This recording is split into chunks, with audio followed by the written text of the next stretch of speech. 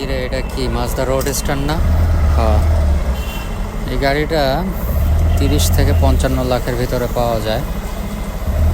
এটা হচ্ছে মডেল ইয়ার আর কন্ডিশনের উপর বেস করে সম্ভবত 16 সালে প্রথম এটা লঞ্চ হয়েছে। এটা খুব সম্ভবত 4th এডিশন, এই জন্য 16 সাল বললাম আর কি। ফার্স্ট এডিশনের যেটা ফার্স্ট জেনারেশন যেটা ছিল ওইটা 1989 সালে লঞ্চ হয়েছিল। যাই হোক, আমরা বিজয় সরণিটা পার হয়ে যাই। শুক্রবার হিসাবে ভালোই জ্যাম আছে।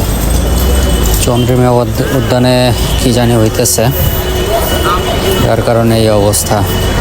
ওই যে আর একজন মেইন রোডে চলে আইছে, আর কোনো মানে দেখার কেউ নাই। স্পেসশিপ নিয়ে মেইন রোডে চলে আইছে। এটা হলো ইউটার্নের জ্যাম। সিগন্যালের আগের ইউটার্নগুলো একদম ইন্টারন্যাশনাল লেভেলের হয়েছে। জ্যাম মোটামুটি একটু কম লাগে আর কি।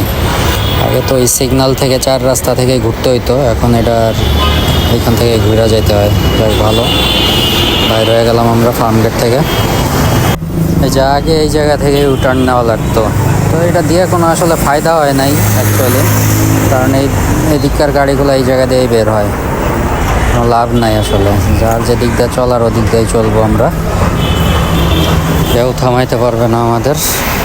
আমরা যে দিক দিয়ে মন চায় ওদিক দিয়েই চলবো।